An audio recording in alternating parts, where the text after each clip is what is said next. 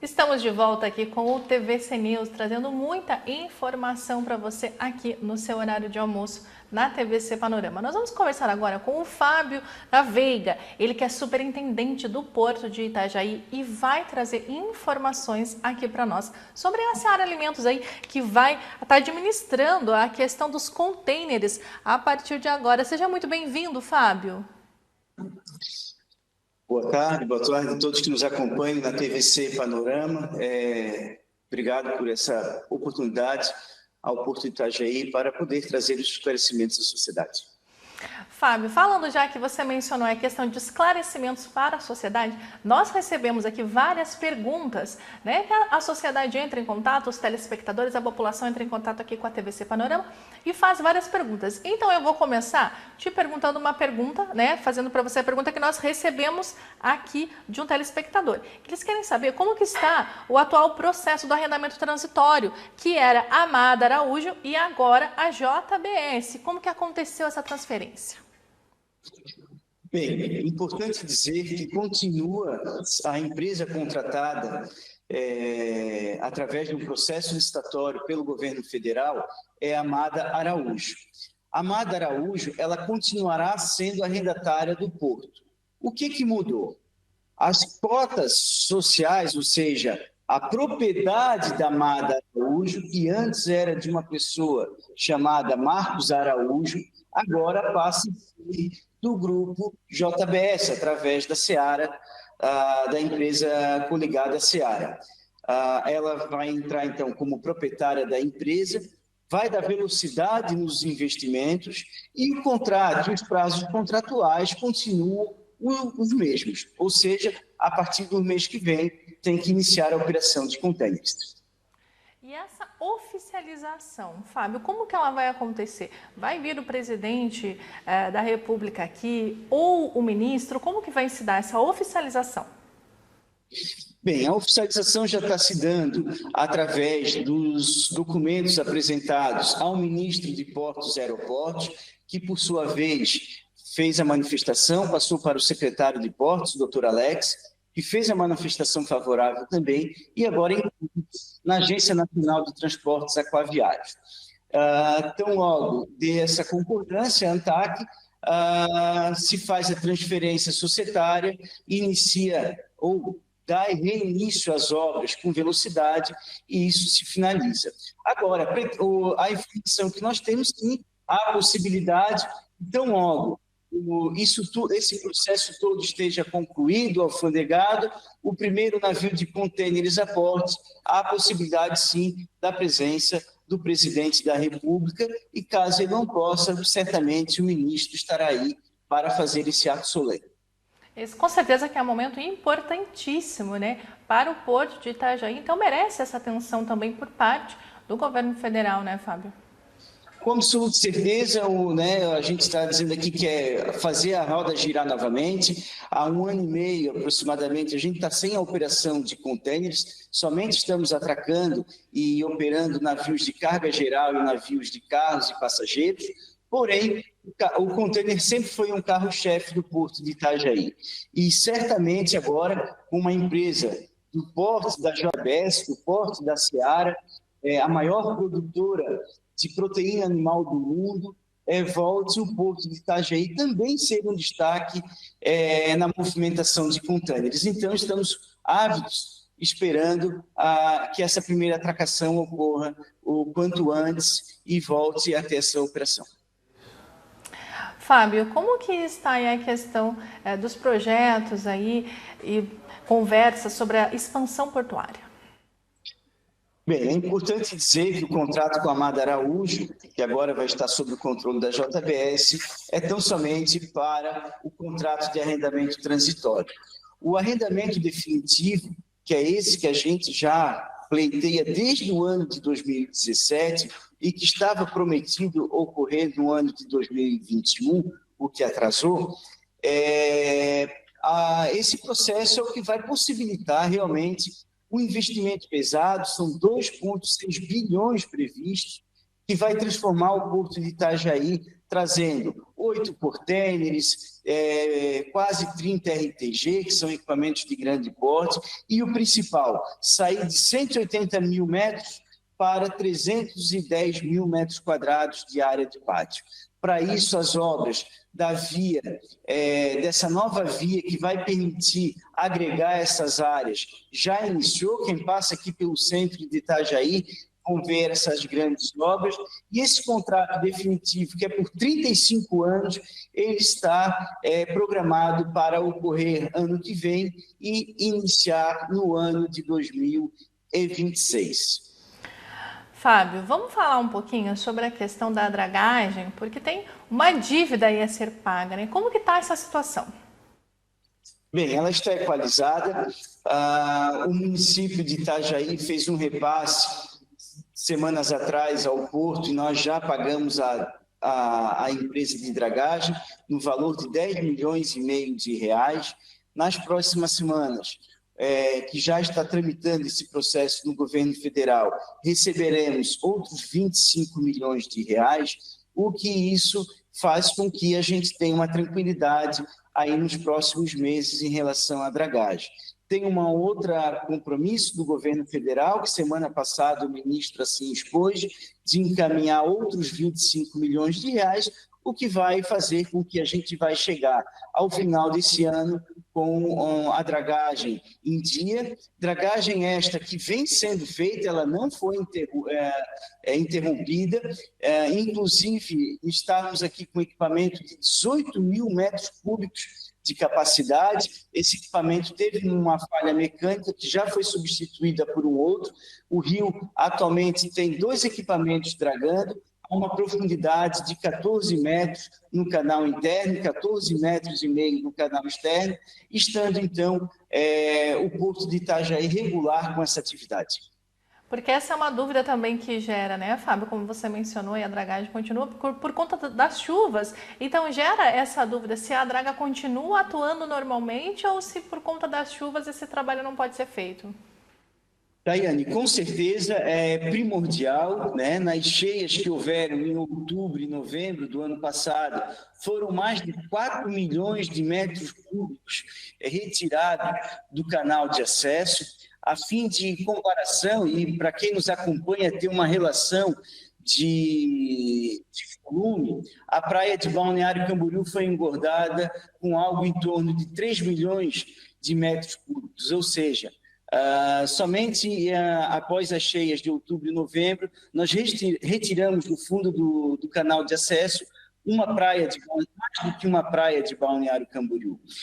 Isso é primordial para manter a profundidade, senão nós teríamos uma profundidade aproximada de somente 7 metros, e hoje nós trabalhamos com 14 metros. Isso permite que a gente receba os navios com uma capacidade de carga muito alta e que consigamos manter essa atividade em Itajaí. Então, é primordial que isso se mantenha. Fábio, falando em receber navios, tem um navio aí que ele está naufragado desde 1893, o Pallas. Como é que está o trabalho para a retirada desse navio, aí para que o Porto possa receber os navios maiores, aí com 400 metros de comprimento? Exatamente. Com a retirada do Pallas, a gente não vai chegar a 400 metros, mas nós chegaríamos imediatamente a 366 metros de comprimento dos navios, que são os maiores navios hoje que navegam na costa sul-americana.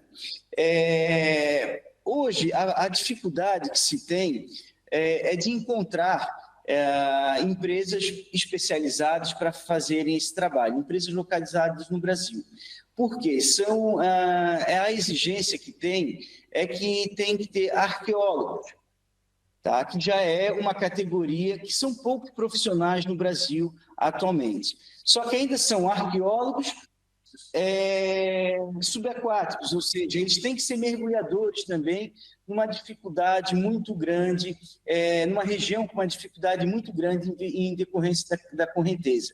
Nós já fizemos inúmeros pedidos para mais de 5, 6 empresas sediadas no Brasil, e atualmente vamos retomar uma negociação que nós temos com a Universidade do Vale do Itajaí, tentando apresentar uma metodologia um pouco diferente ao IFAM, para que possamos ter autorização de reiniciar ou iniciar esses trabalhos. Então, realmente, não só para o Porto de Itajaí, mas basicamente todos os portos mundiais que houveram expansão enfrentaram algo semelhante. E aqui em Itajaí, nós queremos fazer a retirada da embarcação, uma embarcação pequena, de em torno de 60 metros, e que está muito próxima à linha d'água, está a apenas 3, 4 metros de profundidade, mas que a gente tem que observar a normativa do IFAM e tentar retirar isso, fazendo com que a maioria das peças sejam aproveitadas para estudos arqueológicos. Fábio da Veiga, eu quero agradecer a tua participação aqui no TVC News e falar também, né? O TVC News e a TVC Panorama estão sempre de portas abertas aí para o Porto de Itajaí. Com absoluta certeza, é uma parceria que nós temos aí já de um relacionamento com a TVC Panorama já de longa data, com você, com o Saul, que sempre abre o espaço para que nós possamos levar os esclarecimentos. Da parte do Porto de Itajaí é só agradecimento e dizer que nós continuamos à disposição de você e de toda a comunidade para prestar as informações. Muito obrigado e que todos fiquem com Deus. Muito obrigada. E nós vamos acompanhar agora uma reportagem sobre os sintomas de dengue em crianças. De acordo com o painel de monitoramento de dengue, Santa Catarina já está com 286 mil casos prováveis e 135.523 casos confirmados da doença. Em óbitos, o estado já contabiliza 203 mortes confirmadas e 50 em investigação. Na Foz do Rio Itajaí, são 53 óbitos confirmados e 20 em investigação. Balneário Pissarras já está com 3 mortes confirmadas por dengue. E na última sexta-feira foi confirmada a morte de um bebê de 13 dias por complicações causadas pela doença. O Dr. Deine Ramos, pediatra, explica quais os sintomas e complicações da doença apresentadas em crianças. Olá, telespectadores do TVC News, falando um pouquinho sobre dengue em crianças. A dengue nas crianças costuma ter sintomas inespecíficos, principalmente se tratando das primeiras 24 a 48 horas, porque são facilmente confundidos com outras doenças infecciosas. Sintomas mais comuns são febre, dor no corpo, dor de cabeça, náuseas, vômitos, dor abdominal. E para as crianças maiores que conseguem já explicar um pouco melhor os seus sintomas, eventualmente a dor na região atrás dos olhos. Agora falando um pouquinho sobre as crianças menores, os bebês menores de 3 meses e ainda mais os menores de 1 mês de vida. Nesses casos, os sintomas são ainda mais inespecíficos, principalmente porque essas crianças não conseguem referir o que sentem, obviamente, né? Então, o próprio Ministério da Saúde já considera as crianças menores de 2 anos como de risco potencial maior para as formas mais graves da dengue. E se tratando de outras doenças infecciosas, também os menores de 3 meses são de maior risco. Então, se tratando de uma fase de epidemia que ainda vivemos da dengue na nossa região, no nosso estado, todas as crianças que apresentam um quadro febril agudo, persistente, principalmente os menores de 1 mês e até mesmo os menores de 3 meses, precisam sempre de uma avaliação médica já nessas primeiras horas, né? Principalmente por um pediatra ou, se não houver acesso ao pediatra, por um profissional capacitado, um clínico, um médico generalista. Porque diante dessas situações o médico ele precisa determinar a possibilidade de uma infecção mais grave ou de uma suspeita de dengue para que os tratamentos sejam instituídos a tempo e a gente consiga evitar assim as formas mais graves da dengue e consigamos não ter desfechos ruins nessa faixa etária. Então fica o alerta aí para você que tem criança pequena, recém-nascido, com atenção a esses sintomas aí, né, para identificar já no início.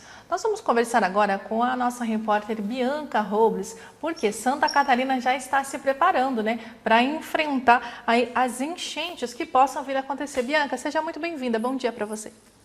Bom dia, Dai, bom dia a todos. Isso mesmo, né?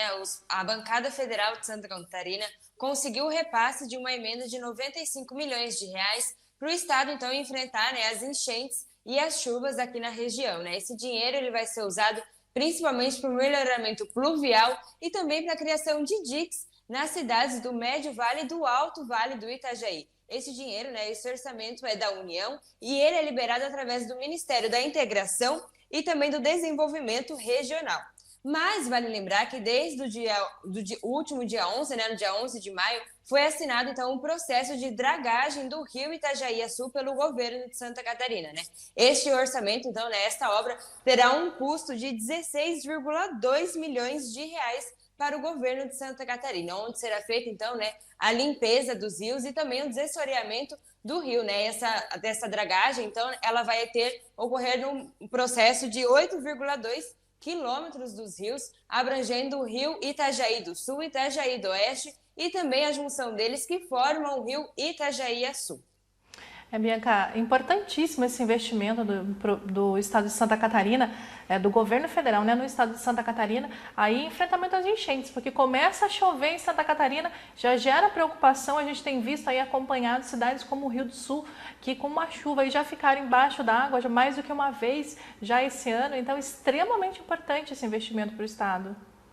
Exatamente, né, Day? Principalmente, né, desde as chuvas que tiveram no ano passado, essas cheias que causaram nessas cidades, né? Rio do Sul é uma das cidades que mais sofre com as enchentes, né? Inclusive, ontem nós noticiamos que Rio do Sul decretou situação de emergência por conta das chuvas que ocorreram no final de semana. Então, é ali onde a cidade, né, onde inicia o rio. Então, nós precisamos cuidar desse rio para que essas enchentes não aconteçam, né, e não possam acontecer também, igual nós estamos vendo a situação que está no Rio Grande do Sul.